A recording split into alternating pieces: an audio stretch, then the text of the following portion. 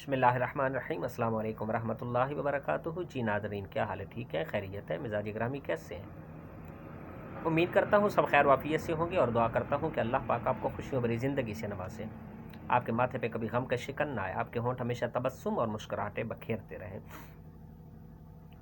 ناظرین کرام، آپ دیکھ رہے ہیں میرا یوٹیوب چینل فطرت انسانی۔ بات سٹارٹ کرنے سے پہلے میں عرض کروں گا کہ میرے اس چینل کو ضرور لائک اور سبسکرائب کر دیجیے گا۔ تو آئیے چلتے ہیں بات کی طرف۔ ناظرین کرام، وزیر خزانہ یا وزیر اعظم کسی بادشاہ کے ہونا تو یہ بات تدبیر ہونے چاہیے، اچھے ہونے چاہیے، معاملہ شناس ہونے چاہیے، فرض شناس ہونے چاہیے، اور زیرک دور اندیش ہونے چاہیے، اور پیسے بنانے والے کمانے والے ہونے چاہیے۔ تو پھر تو بادشاہ کی یہ صدر کی چاندنی ہو جاتی ہے۔ اگر اس کے برعکس ہو تو پھر وہ بادشاہ بہت عرصہ، کوئی زیادہ عرصہ مسند اقتدار پہ براجمان نہیں رہ سکتا، بغاوت کر دی جاتی ہے۔ ایک بادشاہ تھا نا، وہ اپنے محل کے خاص کمرے میں بیٹھ کے اس کے محل کے سامنے گزرتے جو دریا، اس کا نظارہ کیا کرتا تھا۔ امور سلطنت سے جب بھی فراغت حاصل کرتا تو کمرہ خاص میں آ جاتا، بہتے اور ٹھاٹھے مارتے دریا کا نظارہ کیا کرتا تھا۔ ایک دفعہ وہ دریا کا نظارہ کر رہا تھا تو وزیر با تدبیر تشریف لائے اور کہا کہ بادشاہ سلامت، میرے دماغ میں ایک تجویز آئی ہے، ترکیب آئی ہے، جان کی امان پاؤں تو کہوں آپ کے فائدے کے لیے، آپ کے بہت اس میں فائدے چھپے ہوئے۔ تو بادشاہ نے کہا کہ بولو۔ اس نے کہا کہ جسے آپ دریا دیکھ رہے ہیں اور میں دیکھ رہا ہوں کہ ملک کا جو خزانہ ہے وہ بھی مسلسل کم سے کم ہوتا جا رہا ہے، کہیں ملک دیوالیہ نہ ہو جائے، تو یہ جو دریا گزر رہا ہے، میری تجویز یہ ہے کہ اگر اس کے اوپر پل بنا دیں تو لوگ جو دیہاتوں سے آتے ہیں ہمارے شہر میں کام کرنے کے لیے آتے، تو جب یہاں سے گزریں گے تو وہ ٹیکس دیں گے، تو مستقل ملک کی آمدنی کا ایک ذریعہ بن جائے گا، تو ملک دیوالیہ ہونے سے بچ جائے گا، لبالب ملک کے خزانے بھرے رہیں گے۔ بادشاہ نے جب یہ سنا تو لالچی تھا، چور مزاج تھا، رالیں ٹپکنے لگ گئی، لیکن ساتھ اس کے دل میں خیال آیا کہ ایسا کرنے سے عوام بغاوت نہ کر دے۔ وزیر نے کہا نہیں، آپ یہ مجھ پہ چھوڑ دیں، یہ بغاوت نہیں کرنے والے، یہ کچھ بھی نہیں کرنے والے، آپ یہ مجھ پہ چھوڑ دیں، جو میں نے کہا ہے نا اس کے اوپر ہم عمل پیرا ہونے کے لیے سوچتے ہیں۔ چند دن گزر گئے تو دریا کے اوپر پل بن گیا۔ ہر ایک بندے کے لیے یہ قانون نافذ کر دیا گیا کہ جو بھی یہاں سے گزرے گا 1 روپیہ ٹیکس دے کے یہاں سے گزرے گا، وگرنہ وہ گزر نہیں سکتا۔ قانون کا اطلاق ہو گیا، نفاذ ہو گیا، جو بھی گزرتا 1 روپیہ ٹیکس دیتا۔ 1 ماہ گزر گیا تو بادشاہ نے دل میں سوچا کہ کوئی بغاوت نہیں ہوئی، کچھ بھی نہیں ہوا۔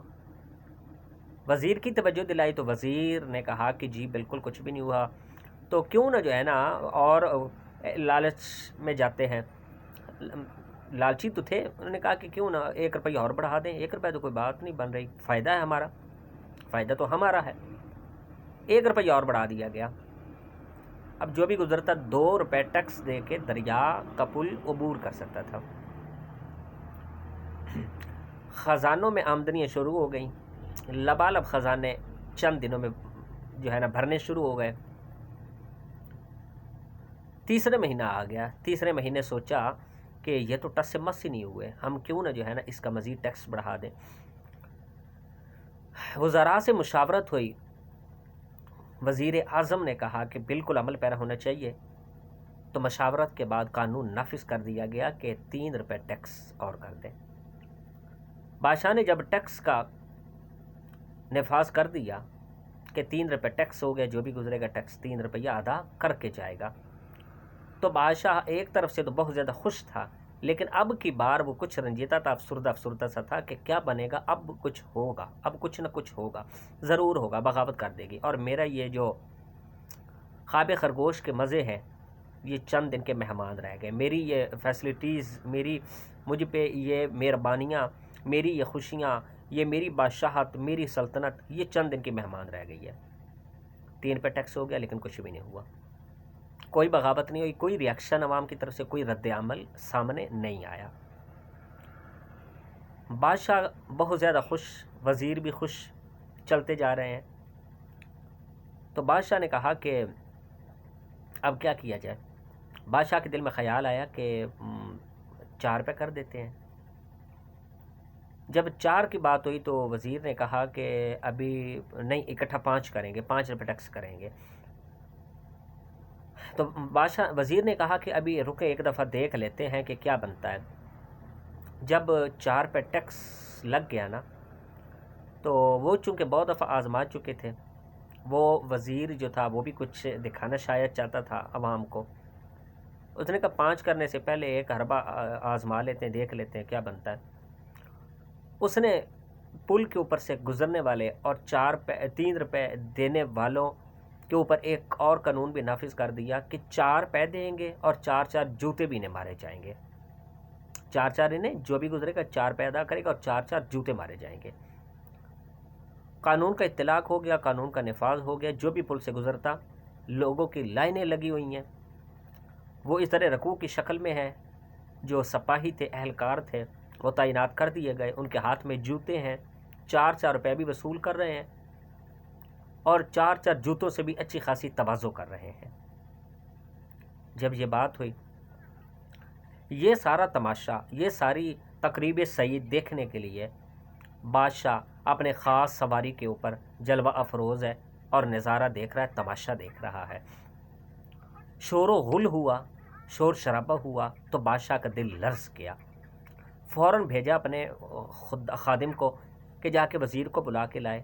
ممکنہ صورتحال جو دل کی تھی اس سے آگاہ کیا کہ میں نے کہا تھا نا، شور شرابہ سن کے یہ بغاوت ہو گئی ہے، بغاوت ہو گئی ہے اور لوگ مجھ سے متنفر جو ہے نا مجھ سے ہو گئے، نفرت کرنے لگ گئے ہیں، تو اب میرا تختہ الٹ دیا جائے گا، میں زیادہ دیر نہ رہ سکوں گا، لہٰذا میں منع کرتا تھا کہ اتنا برڈن نہ ڈالیں وہ یہ سارا۔ تو اس نے کہا کہ نہیں بادشاہ سلامت، آپ بے فکر ہو جائیں، میں نے ہی قانون کا اطلاع کروایا تھا، میں نے ہی پل بنوایا تھا، میں نے کہا تھا، میں نے تجویز دی تھی، تو آپ دیکھتے جائیں۔ 1 روپیہ ٹیکس لگا، دوسرے مہینے 2 روپے، پھر 3، پھر 4، یہ ٹس مس نہیں ہوئے۔ تو میں نے کہا کہ ان کو جوتے مروائے جائیں تاکہ کس طرح جو ہے نا یہ ٹس مس۔ تو بادشاہ نے کہا تو پھر آپ نے اس کا نتیجہ دیکھ لیا ہے۔ انہوں نے کہا کہ یہ شور شرابہ، یہ جو آپ سن رہے ہیں، یہ اس بات کا نہیں ہے کہ ہمیں کیوں مارے جا رہے ہیں، یہ شور شرابہ اس بات کا ہے کہ خدا کے لیے ہم نے کام پہ جانا ہوتا ہے، ہم نے اور بھی بہت سارے کام کرنے ہوتے ہیں، تو جو اہلکار، جو سپاہی تعینات ہیں نا ہمیں جوتے مارنے کے لیے، ان کی تعداد بڑھا دی جائے تاکہ ہم وقت پہ جوتے کھا کے، خاطر تواضع کروا کے، اپنی مہمان نوازی کروا کے اپنے اپنے کاموں پہ چلے جایا کریں۔ آپ اتنی مہربانی کر دیں کہ ان کی سپاہیوں کی جو مارنے والے نا جوتے، ان کی تعداد بڑھا دی جائے، باقی سب کچھ ٹھیک ہے، کوئی بات نہیں ہے۔